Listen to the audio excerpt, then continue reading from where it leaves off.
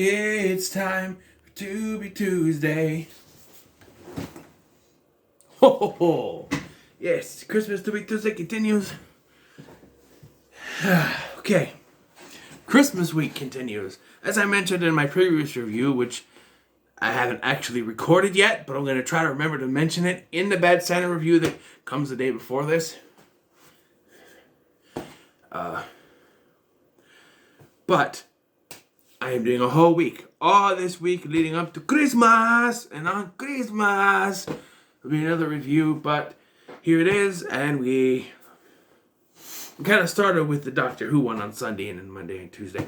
Tuesday, Jack Frost 2, Revenge of the Mutant Killer Snowman. Let's talk about this. So, original Jack Frost horror film came out in 1997, and I thought it was actually pretty good because even though the concept is kind of weird and strange, all the actors were taking it very seriously. They played it very seriously. It was done very well. Even though it was always kind of campy. This film, well, I feel like the only characters taking it real seriously in this are the characters from the first film, which may be a running joke carryover from the first film, is all those characters were taking it very seriously. So some of the characters, mostly the characters from the first film, are taking it very seriously here.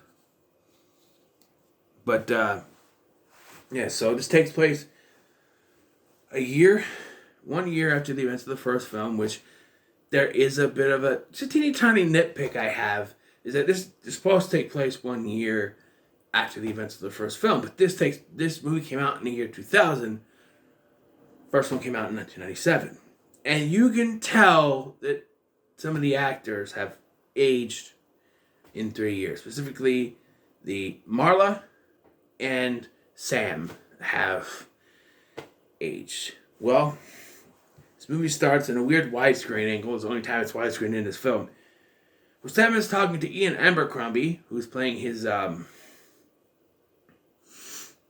therapist, and he's telling him about what happened in the first film, and everyone's laughing at him. He's got it on the speakerphone in the next office, and they're all laughing at him. Why does nobody believe him? Because everybody decided not to say anything after the first film, apart from manners. We'll get to that. But, yeah, and no one believes him.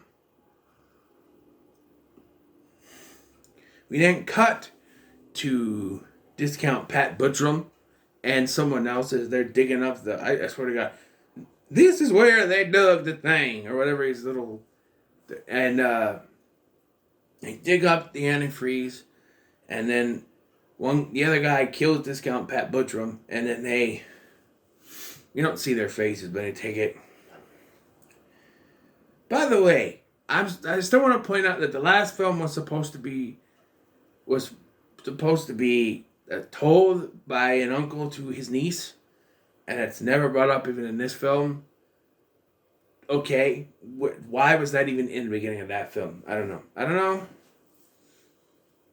It may just be the most ridiculous thing about the first film, to me. But anyway, this hat doesn't fit me. My head's too big. I gotta be kid. But anyway, so Sam and Anne, his wife, decide to go with it's not Paul, it's Joe, and Marla are getting married, and they're going to a tropical island for their wedding. Just so you know, spoiler alert, they never get married. They don't die, but we never see their wedding. It just sort of ends after the final shot here. But anyway, they're going to a tropical island. Meanwhile, Jack has been taken to some underground lab where they tried to bring him back. It doesn't work until the janitor knocks some coffee in and is able to bring him back to life. I don't know. They never explain it. But yes, and now he's somehow found Sam on a tropical island and makes his way there.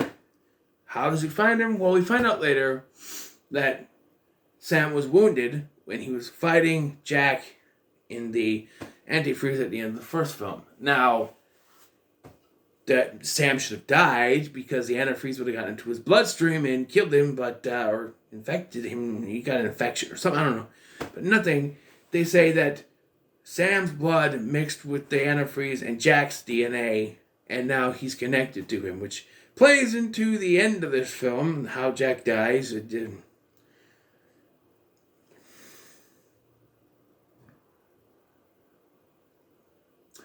We'll get to that, because that is the one thing about this film that really pisses me off.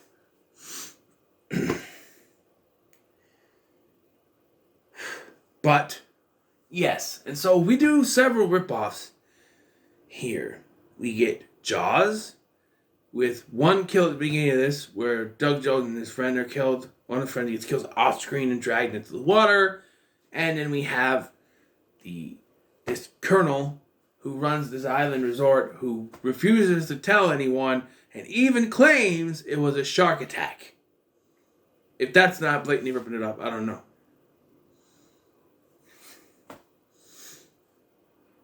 We also get a Gremlins ripoff later, but we'll talk about that when we get to it. So Jack makes his way to the island and starts killing random people. Much like in the first film, you're questioning if he's going after Sam. Why is he killing random people on his way to get him? He's a murderer. I don't know. But there are some decent kills here, I guess. There's one.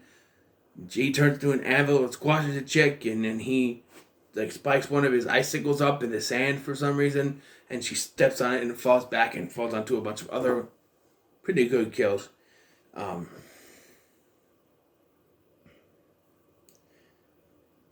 One I do like is because we see all these people and we're introduced to them or whatever, and there's a gay photographer and a model that he's filming, and a little bit later in the film, there's a scene in which he's taking pictures of her and stuff, and he's like, "You're not perky enough, your nipples are sticking out," even though they are, but we'll get to that. So she goes to rub ice, which apparently Jack can turn into just ice randomly, and she rubs it on it. We don't really see it, but while she's rubbing on this one, and she's going to rub this one, you can already tell that nipple is harder. So I don't know why he was saying, but does it. And then she's like, "Oh, can I have some iced coffee?" So makes the iced coffee. She eats one of the ice cubes, and then she's like, "Smile," and then pfft, head explodes. Yes. So that's another kill where they do the Christmas story thing, which you can tell is another ripoff. He sticks the tongue to the pole, but then Jack comes along, grabs his head, pulls it off. Tongue still stuck to the pole.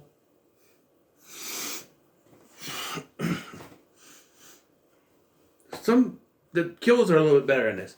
By the way, if you're wondering where Ryan, Sam and Ann's son, is, they write him off by saying that he's at a family member's house or something. Aunts, uncles, whatever. This could be one of two things. One, they just didn't have a role for the kid in this. Or two, being this is 3 years after the first film, the actor was too old to be playing, 1 year later, and they didn't want to recast, so no thanks. But yeah, an honest island resort. And you're thinking, Scotty, how could a snowman survive on a tropical island where it's maybe 80 degrees every day? I don't know. He's mostly water, and he pops up here and there. And then, towards the end of the film, they decide, fuck it. And he can just create winter storms where it's snowing on an island. And even though Sam says he has a strange feeling that Jack will be back once the death start, even when it's snowing, they still won't believe him. His wife is a little more weary, but he's like, "Come on, this has to be proof." Well, yeah. How else could it be snowing? And people write up, back in 1800 and whatever, it snowed like this. So it was more like hail, but that still counts. And it's like you kids make up stupid reasons, okay? You can't. We can do stupid. But meanwhile, on the island, we are reintroduced to manners. We also meet Captain Fun. And Captain Fun is talking to the Colonel, and they're like, "We need to find a security guy. We need manners." And I'm like, "Manners?" So he is in this film. And he's played by a completely different actor. And Sam comes up, and he's introduced to him. He doesn't say the guy's name yet. It's our security officer. And I'm like, why doesn't he recognize him? What's going on? Shouldn't he say, "Hey, wait a minute, you're Manners from the first film"? It's a different actor, but It's no. They went the. I like this. They actually went the whole route of saying he got plastic surgery, because when they say Manners, he's like, Manners. Like Agent Manners of the FBI? No, that's not me. Sheriff. How'd you know I was a sheriff? Ah, damn it, I'm trying to. Like, he's trying to keep it quiet. Apparently he got fired because he did tell his superiors about the killer Snowman. No one believed him. It's almost as if you should have saved some of that antifreeze for proof.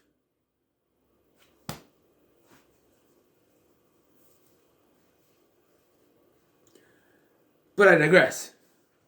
You know, he should have saved some of that to analyze it and prove that Jack Frost's DNA is in there. But no. Nobody believes in shit. So yeah, Manners is there, and he believes there are murders. He doesn't say it's Jack Frost yet. Eventually, he's the only one that really does believe him, and then Jack shows up. And then they devise a plan to drop them in a pool of antifreeze. But it doesn't work. Why? I don't fucking know. We established that it hurts him, but it doesn't kill him. Because science. Coffee and Sam's DNA, it automatically means he can't be... No. That's lazy writing, man. No. Oh, we can't have him be killed by the same thing again. So he's just sort of immune. He can still feel the pain and it melts him a little bit, but no, doesn't kill him. Because we gotta have a different way to kill him. But it does do something, as he spits up a little snowball, and when they go to analyze it, it hatches into a actual little snow kid. I did laugh at this because it was so fucking stupid, but Captain Fung gets killed. The snowball thing jumps up and it's an icicle in his eye, and then Marla hits it with a pan, causing Captain Fung to die. So I did laugh at that. I thought that was funny. I'm like, she just fucking killed him. I went, wait, did she just fucking kill him? And they do. He is dead. He's dead. I'm like, okay. Okay. Apart from that being funny, common sense. Icicle jamming guy's eye. Your first response should not be to whack the thing, causing the icicle to go further in the guy's eye. But I did laugh my ass off that. So now we got Gremlins, Ice Edition, because we have all these little snowball creatures. And if you don't think to run rebuff Gremlins, they put one in a blender to try to kill it. But they're invincible just like Jack. So how do you kill it? Well, you see there was foreshadowing earlier in the film when they talk about, when they were offering special banana split thing, ice cream thing to Sam. He said, no, I'm allergic to bananas. That was foreshadowing. Because apparently, because they're trying to figure out how to stop it, and Anne throws a drink on the snowball, which causes it to explode. They find out there's banana in it, and they put two and two together, and they say, since Sam is allergic to bananas, that's what can kill the snowman. Fucking bananas! Bananas! Look, antifreeze was smart. Bananas? First of all, if they have Sam's allergy, it wouldn't kill them, it would make them sick. Allergies aren't necessarily lethal, people. You just get sick or break out in a rash or something. You can get anaphylactic, I guess, but these things explode when they hit on contact with bananas. I mean, they explode. And then Jack Frost comes in, and I feel like this goes too quick. Where, like, he takes the arrow with the banana. Well, we do have where they're trying to, like, okay, one thing I want to talk about is when the antifreeze doesn't work, Sam loses his mind. And I do like this. The actor, may he rest in peace, and we'll talk about that. Very good job. It's like, oh, you need antifreeze. Antifreeze is what to do. That's the only thing to kill is antifreeze. We need antifreeze. That's all we gotta do. We gotta get antifreeze. We can kill it. And Brendan's like, Sam, shh. Eventually, Marla's like, you keep talking. I'm gonna beat you Uh, but yeah, Anne gets captured by Jack while trying to take him out, and we think she's dead. Sam comes in with a banana attached to an arrow. Sam comes in with a banana attached to an arrow. I'm gonna try it. Sam comes in with a banana attached. I need a minute. So Sam comes in with a banana attached to an arrow. I cannot say that with a straight face.